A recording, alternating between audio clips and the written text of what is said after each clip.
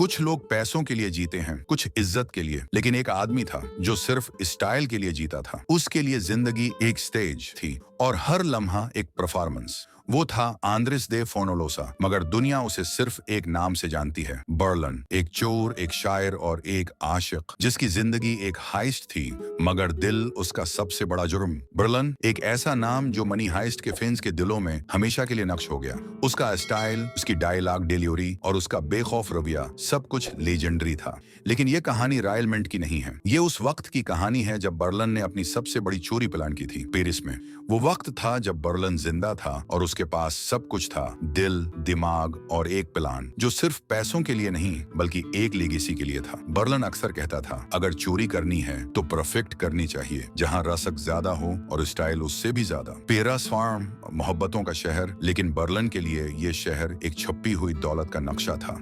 एक action house जहां अरबों यूरो के शाही जेवरात रखे गए थे और बर्लन का मिशन था उन्हें चुरा कर तारीख रकम कर देना। मगर बर्लन जानता था कि वो अकेला कुछ नहीं कर सकता, इसीलिए उसने अपनी ड्रीम टीम बनाई। डिमीन, बर्लन का पुराना दोस्त, एक साइंसदान और प्लान का मास्टरमाइंड। कीला, एक साइबर हैकर जिसे सिस्टम तोड़ने में मजा आता है। कीमरो, डियर ड्यूअल बाइकर जिसके लिए एड्रेनालीन एक नशा था। ब्रूस, एक्सप्लोसिव्स एक्सपर्ट जो हर धमाके को आर्ट समझता था। रूई, वफादार दोस्त और बर्लन का दायां हाथ। बर्लन ने सबको एक कतार में खड़ा किया और कहा, ये चोरी पैसों के लिए नहीं, इज्जत के लिए होगी। बर्लन के लिए चोरी एक सिम्फनी थी जहां हर हरकत, हर लम्हा एक रिदम में जुड़ा हुआ था। टीम ने हफ्तों तक निगरानी की, सिक्योरिटी रूटीन्स, गार्ड्स की शिफ्ट्स, सिस्टम कोड्स, सब कुछ याद कर लिया गया। डिमीन ने कहा, हर तफसील परफेक्ट होनी चाहिए। बर्लन हल्का सा मुस्कुराया और बोला, परफेक्ट नहीं डिमीन, खूबसूरत होनी चाहिए। बर्लन के प्लान में एक लाइन लिखी थी, चोरी में जज्बा नहीं, नफासत जरूर होनी चाहिए। म्यूजियम के डायरेक्टर पर नजर रखते हुए बर्लन की मुलाकात होती है कामी लेशिया से, एक खूबसूरत और दानिशमंद आर्ट क्यूरेटर।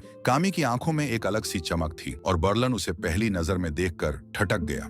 वो खुद से कहता है, मैं दुनिया के सबसे कीमती जेवरात चुराने आया था, मगर दिल तो यहीं रह गया। कामी से मिलने के बाद बर्लन बदलने लगा। अब उसके लिए चोरी एक मिशन नहीं रही बल्कि एक जज्बा बन गई। जब दिल बोलने लगता है तो दिमाग खामोश हो जाता है। डिमिन ने महसूस किया कि बर्लन का फोकस टूट रहा है। किमरॉन ने तंजिया अंदाज में कहा, हम चोरी कर रहे हैं या रोमांस? बर्लन ने सिर्फ मुस्कुरा कर जवाब दिया, दोनों, मगर दोनों में स्टाइल जरूरी है। टीम अब दो हिस्सों में बढ़ चुकी थी। डिमीन को लॉजिक चाहिए थी जबकि बर्लन को थ्रिल। मगर बर्लन जानता था मोहब्बत और चोरी एक जैसे होते हैं, दोनों में सब कुछ दांव पर लगाना पड़ता है। पेरिस की एक ठंडी रात, गलियों में सिर्फ बारिश की बूंदें और शेडोज। टीम अपनी पोजीशंस पर रेडी थी। कीला सिस्टम हैक कर रही थी, ब्रूस एक्सप्लोसिव्स सेट कर रहा था और बर्लिन पुरसुकून अंदाज में देख रहा था, जैसे कोई आर्टिस्ट अपने मास्टरपीस के सामने। बर्लिन ने धैर्य से कहा, आज हम चोरी नहीं, हिस्ट्री लिखने जा रहे हैं।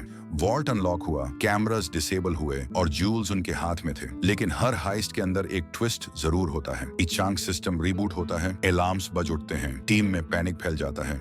लेकिन बर्लिन मुस्कुराता है और कहता है, पैनिक एमेचर्स का काम है, हम प्रोफेशनल्स हैं। सब कंफ्यूज्ड थे। डेमियन ने देखा किसी ने उनका प्लान लीक कर दिया था, एक इनसाइडर बिट्रेयल। बर्लिन ने फौरन सब कुछ अंडरस्टैंड कर लिया और फौरन प्लान स्विच कर दिया। उसने अपनी टीम को सेव करने का फैसला किया।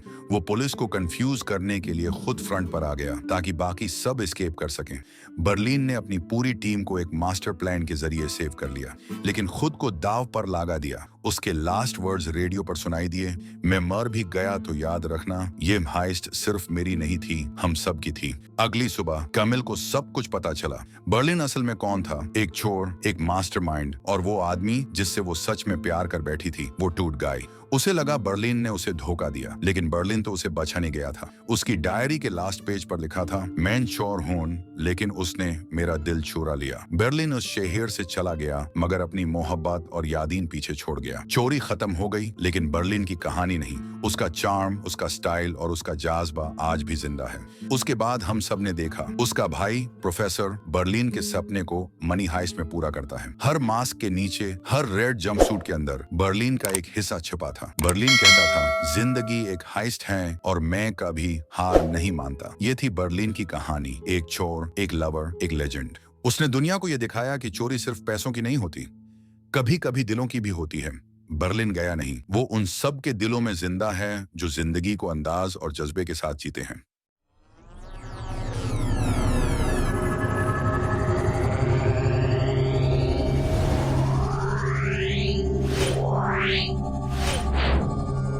है।